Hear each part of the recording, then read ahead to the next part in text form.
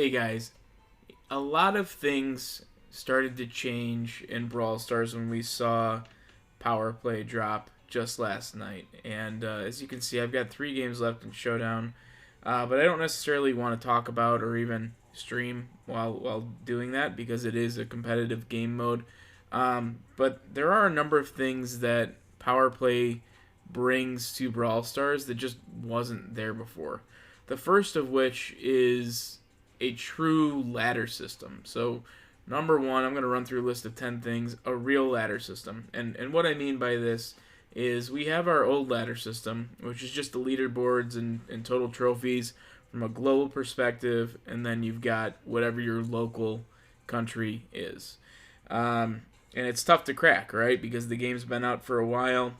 It's frustrating to new players, and ultimately you're kind of judged on your total trophy count, and that can kind of stink. So one of the great things that Power Play brings is a completely independent ladder system, something that we really haven't seen to this point, and something that allows a good chunk of new brawlers or relatively new brawlers to partake and show off really and test their mettle and be considered one of the best. So here we are. Day 2 of Power Play just dropped. I've only done day 1. So as you can see, I've got 3 matches left to play, but a real ladder system is finally in place.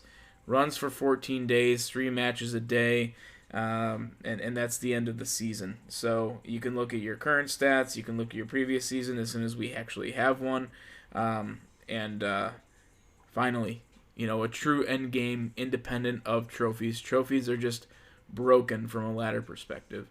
The other thing that this is going to bring is more of a competitive edge. And what I mean by that is we are not at a point where Brawl Stars is so overly competitive that it's really drawing in the masses and making it so that we ultimately want to push trophies because you're considered to be really, really good at a certain trophy level. Quite honestly, it's become more of a spam fest and something that's relatively frustrating for a lot of older brawlers. So if you've been playing a while, the lack of a true ladder system to this point in time means lack of really any form of competition.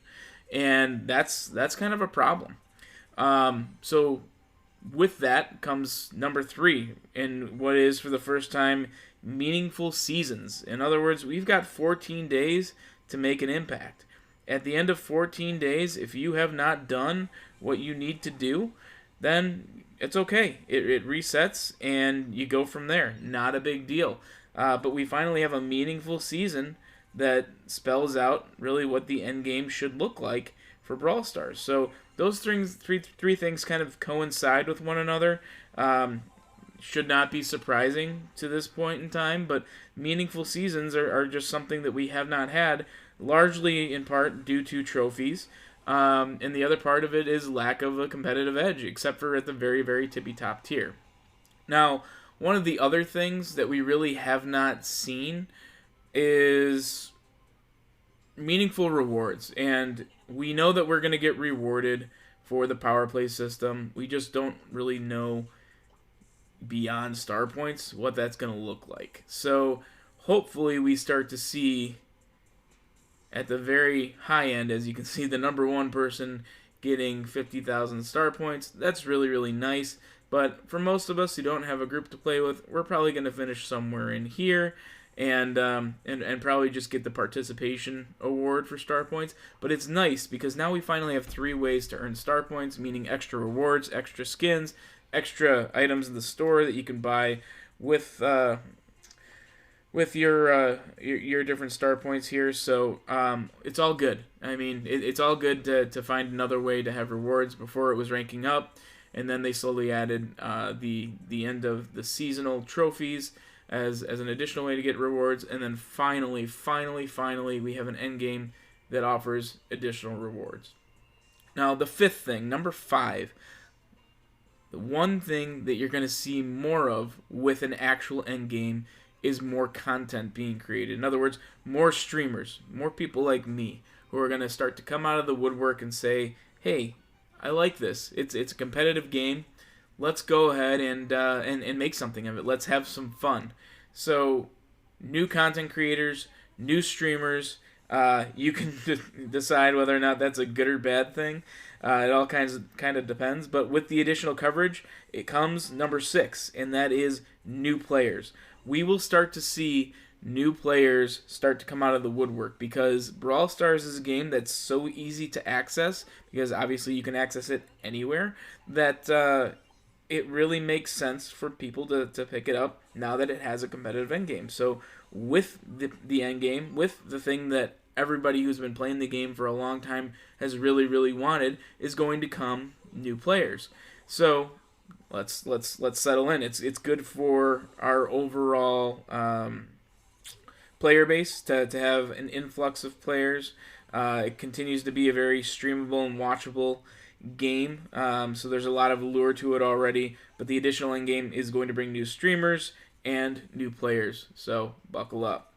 Now, the other thing that the power play mode is going to bring to the game is a very distinct meta, and what I mean by that is you can go and search the Google machine and find a list of tiered brawlers, right? So of the 30 brawlers that exist today, you may come across several tier rankings, and you'll find several people's really opinion, because that's what it is. It's their opinion of which brawler's best. And really, that's a tough thing to do, considering the fact that there's a lot of elements to consider, like what map you're playing on, as well as what event you're playing. So there's a lot of things that go into that. So I don't know that there's a true tier list for brawlers as it stands today.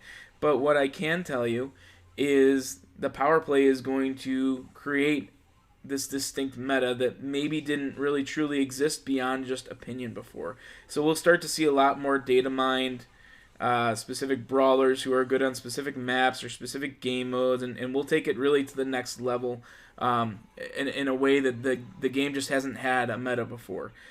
In addition to that, number 8 overall is going to be a team meta. So while we data mine who's the best brawler for whatever game mode, we're also going to data mine what the best team composition is as a result of power play, because we're just going to see it. It's going to be something that's relatively public at the end of every season, something that's likely to be published, something that's likely to be tracked by turbo nerds out there like me, and we're going to start to see team metas, teams of 2 or 3, based on whatever event mode we're talking about, start to emerge as supreme. The next 2 I'm really hopeful for. So we'll jump into number 9. Number 9, and the one thing that I really hope that we start to see in Brawl Stars change is clubs, right? So I don't think too highly of clubs. As you can see, I've got 4 people in my club, and it's named after myself because I need friends.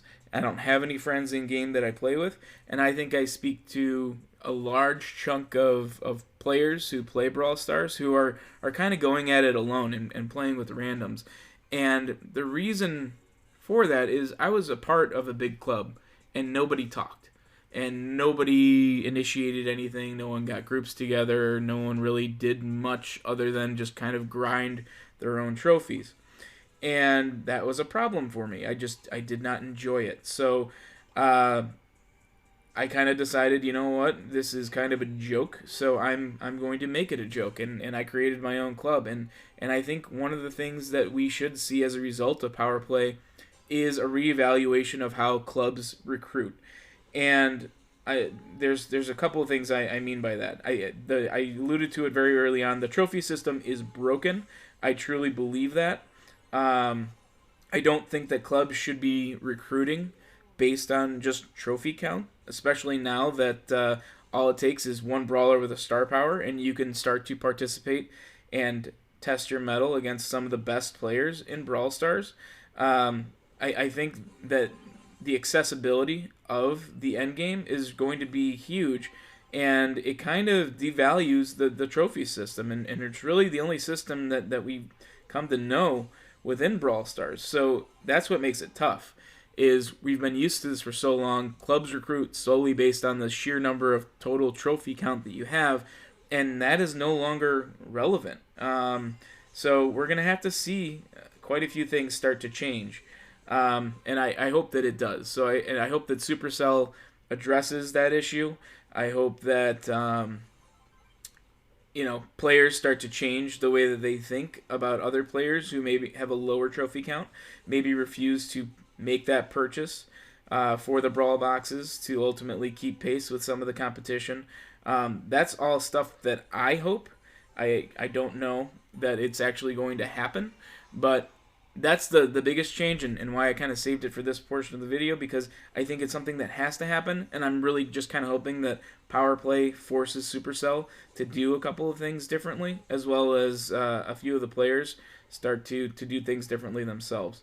So that's kind of where my head's at for that. And finally, the last thing that Power Play should do is bring a more unified voice communication system into the game. We just don't have it today, and it would be great if that was something that either Supercell addressed, or honestly the players started to mobilize. I know that different clubs have different discords. It makes a lot of sense to do that, but it would be very, very cool if they inserted that in game, so that playing with randoms doesn't really hurt as bad as it currently does.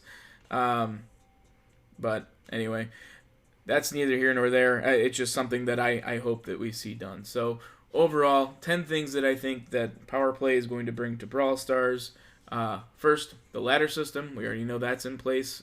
An additional competitive edge, meaningful seasons, additional rewards, more streamers, meaning more players, and then a distinct meta, along with a team meta, club changes, and hopefully some form of voice communication. Now, all this being said, we've seen Brawl Stars add just a ton of content over the last 12 months or so. We're now up to 30 brawlers, which is absolutely insane when you consider just picking up, if you're a player who started out when the game was originally released. There wasn't really that big of a roster, and at the rate in which they are releasing content, it's very, very, very cool to see all these things start to come to fruition. And Supercell has actually been pretty great when it comes to listening to their player base. And all of this leads me to believe, for whatever reason, that the changes were made to make the game overall more attractive to a larger group of players, which you would say, yeah, obviously that's what they want to do. They want to make money. But I think what they've really done throughout this process is they've actually created a mobile game that is more console ready than what people originally thought. In other words, I think we very well could see some sort of a Brawl Stars port, whether that's on a new streaming service like Stadia, or maybe even potentially a console. Nintendo Switch comes to mind just because of the portability of it, or really any of the portable game systems. I just don't see how they don't make that move. This is really their most competitive game that they've ever had. It's their most streamable game that they've ever had. It's something that is fun to watch. We've seen examples of this throughout when they've installed Brawl TV in-game.